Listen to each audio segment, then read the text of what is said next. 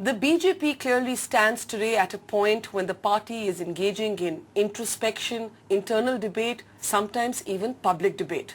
What paths the BJP walks on now could determine its future. With us now is senior leader of the party, Mr. Jaswant Singh.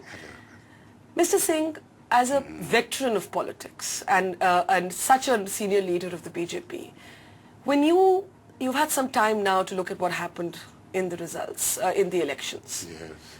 When you step back and you look at your own party, what do you think is the big message for your party today after these elections? Well, principally, that we have to recognize this is the second general election that we have lost.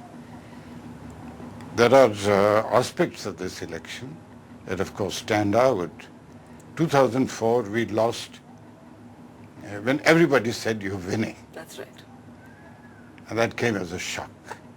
And the margin of our loss was smaller. About 7 separated the first from the second. This time we were expecting good results and they didn't come. So that is the second and a bigger shock. But we are still the second largest party in the parliament.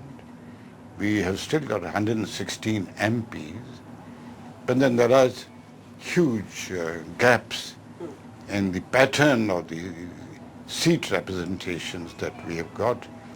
And some of the states of the union where we expected to do better did not live up to the expectations.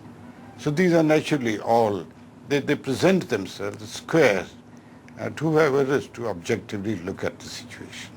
There have been suggestions made, some by people in the BJP themselves, that there is an ideological confusion within the BJP today, especially when it comes to the issue of Hindutva, that there has been a failure to be seen as a modern party because of the confusion projecting what the BJP means by Hindutva. Do you accept that there's been ideological confusion? I don't know whether the word is confusion, but there is need for ideological distillation of thought. Let me put it that way. The BJP has to be a current party. It can't be a party of yesterday. Hindutva, I think there's a lack of clarity on who stands what or what the word itself today means. I might share with you that the late Pandit Deendayal Upadhyay and Janasangh days, the word Hindutva doesn't feature anywhere. So its emergence as part of the lexicon of current Indian politics is of a later vintage. We have to reflect on what we are trying to address ourselves to. And that is again where you come back to the situation that the party has to be a party that is current, that addresses today, therefore tomorrow, and doesn't continue to be living in yesterdays. Do you think that was the problem, that many people perceived the BJP in this election to be living in yesterday? I don't know whether the people perceived, but perhaps we did not succeed effectively enough in conveying what we were trying to convey.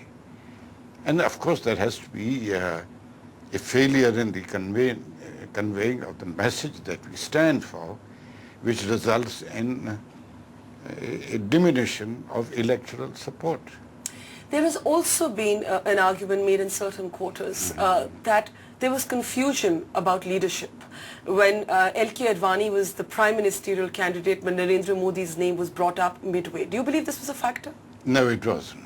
I don't believe this is a factor, but I don't think there was ever any confusion, or there is even now any confusion about the centrality of the leadership of Shri Lalji Advani.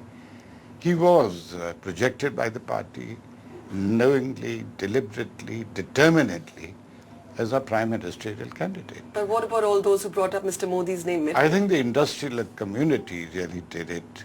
It wasn't so much the political community. But several of the BJP leaders then said he'd be a good candidate for the future. I know. It wasn't really necessary to start talking about future when we haven't addressed the present.